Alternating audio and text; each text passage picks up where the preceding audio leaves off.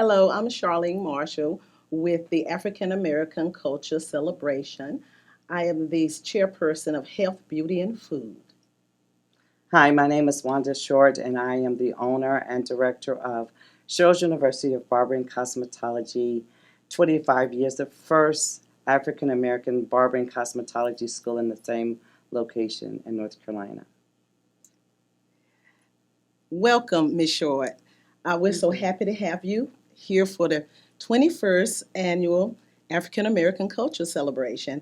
I know that you're a very busy woman, and we really appreciate you carving out a little bit of your time to spend with us today. Glad to be here. Thank you. First, we would like to talk about a little bit about yourself. Tell us a little bit about yourself. Well, I am a mother of three adult male children, but I am the owner and director of a barbering and cosmetology school here in North Carolina and in the city of Raleigh. And we were the first African American school to open up as on the one location that we had both barbers and cosmetology to be in the same location. So, and we've been doing this for about 30 years now. Awesome. That is so wonderful. Tell us about the history of Sherrill's University. Well, I started out as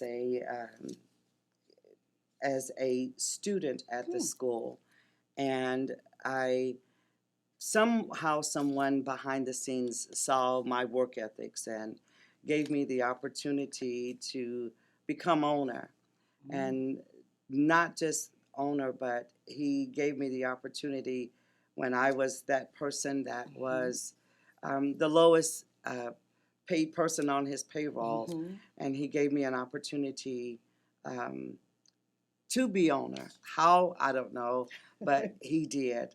We purchased the school for a very nominal amount of funds, and he saw something in me that I didn't see in myself when I started there. Yeah. And I was in a predominantly all white environment, and to be selected and to be identified was, I guess, awakening to me. Right. And right. so um, I I was in that process of trying to raise the three children. Me and my husband, we were both laid off of our jobs, and um, coming into that school environment, I became free. Right.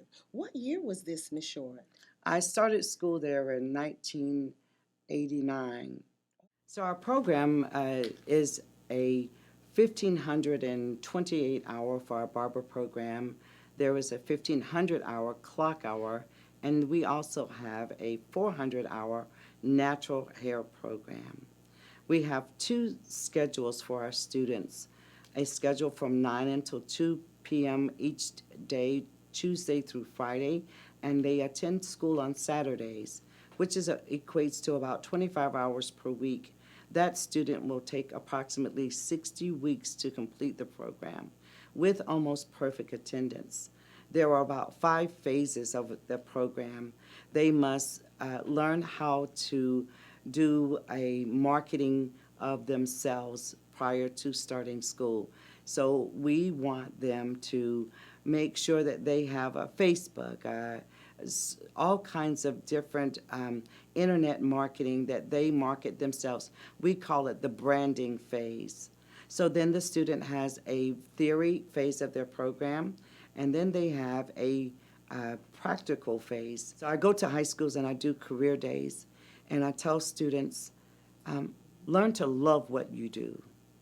And if you ever begin to love what you do, you'll do it no matter what.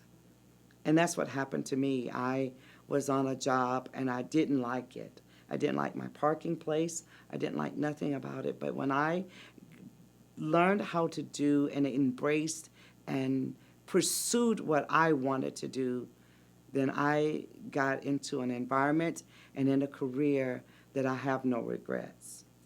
I have gone from the lowest paid person to the person that's paying everyone. And that makes a difference.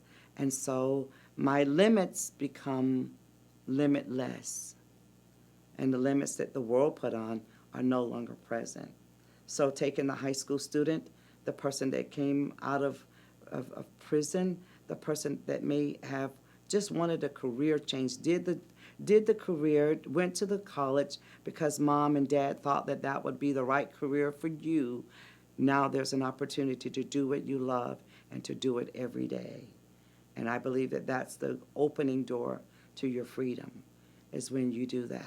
Freedom is not something that is physical, but freedom comes from within.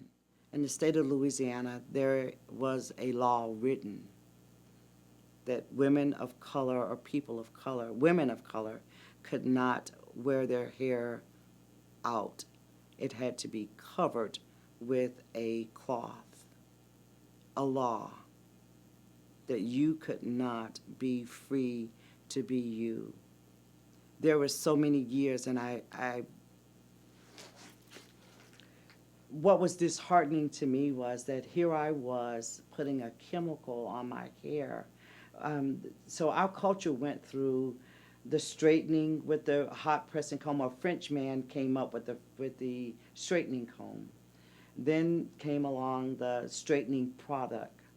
And then there came along what they call the California curl, which was the black woman's or the black culture's permanent wave. And it would burn so bad that you felt that you were on fire. And for me as a stylist, I see the underneath the scalp of so many black women, it looks like third-degree burns. And it has been for years.